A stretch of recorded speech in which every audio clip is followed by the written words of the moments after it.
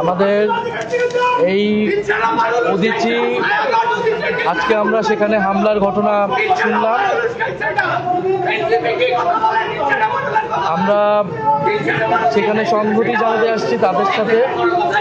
আমরা এটাই বলতে এসেছি যে আমরা ভিন্ন মতের পক্ষে, আমাদের থেকে ভিন্ন মত রয়েছে, আমরা ভিন্ন মতের পক্ষে থেকেই ভিন্ন মত যদি আক্রান্ত হয় তারপরও আমরা তাদের সাথে আসি, আমরা তাদের পক্ষেই কথা বলবো। কারণ গণতন্ত্রের মানেই হচ্ছে ভিন্ন মত থাকবে, কিন্তু ভিন্ন মত না মানেই আপনি তার কণ্ঠরোধ করবেন না, তাকে আক্রান্ত করবেন না, সেখানে অগ্নিসংযোগ করবেন না এবং তার কণ্ঠস্বর রোধ করার চেষ্টা করবেন না। সেটা আমাদের সাথেও যদি হয় আমরা তারপরেও সেই আমাদের ভিন্নমত যারা পোষণ করছে তাদের পাশে সবসময় থাকবো এবং বাংলাদেশে এই গণতান্ত্রিক অভিযাত্রার পথে যারা বাধাগ্রস্ত করছে এই সকল পক্ষকে আমরা পরাস্ত করে সামনের দিকে এগিয়ে যাব। এটাই আমাদের আজকে এখান থেকে আমরা বার্তা দিতে চাচ্ছি। আমাদের সাথে হয়তো ভিন্নমত রয়েছে, অনেকের সাথে আদর্শিক রাজনৈতিক ভিন্নমত রয়েছে, কিন্তু রাজনৈতিক ভিন্নমত মানেই তাদেরকে নির্মূল করা যাবে না।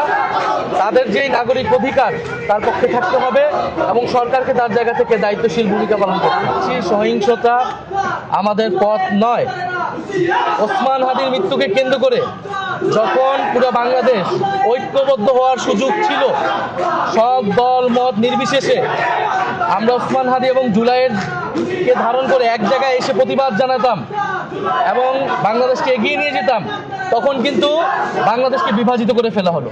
আজকেও যারা আমাদের সাথে আন্দোলন ছিল তারা আমাদের বিরোধিতা করতেছে, কারণ তারা আক্রান্ত, তাদের এই ক্ষোভের প্রতি আমাদের সহমর্মিতা আছে।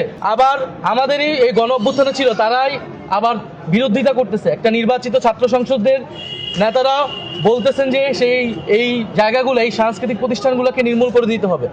অবশ্যই তাদের বিরুদ্ধে ব্যবস্থা নিতে হবে, এটা ফৌজদারি অপরাধের জায়গায় চলে গিয়েছে এবং এইটা থামাতে হবে সরকারকেই এবং রাজনৈতিক দলগুলোকেও দায়িত্বশীল জায়গায় এসে আমাদেরকে এই যে আমাদের সাংস্কৃতিক মিডিয়া প্রতিষ্ঠানগুলো রয়েছেন, আমাদের যত ভিন্নমত থাকুক না কেন, আমাদের গণতান্ত্রিক যাত্রায় এই সবাইকে নিরাপত্তা দিতে হবে।